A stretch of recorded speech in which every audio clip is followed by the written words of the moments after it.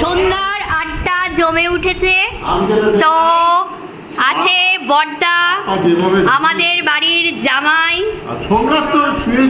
হ্যাঁ, সোমনাথ বাবু বললো আমি ঘুমাবো না, আছে, আমাদের তীর্থঙ্কর বাবু আছে, আমাদের ননদ, আরেক ননদ, এই যে আরেক ননদ, হাই বলো। হ্যাঁ, এই যে সবাই মিলে আড্ডা মারছি। আর আমি রান্না করছি পাচন। চলো নিয়ে যাই, আমার দিকে ঘুরিয়ে দাও তাহলেই। চলো এসো, পাচন রান্না করছি আমি।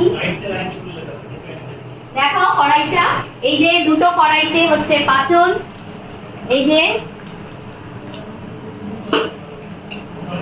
এখনো বড়া পড়বে, বড়া পড়েনি।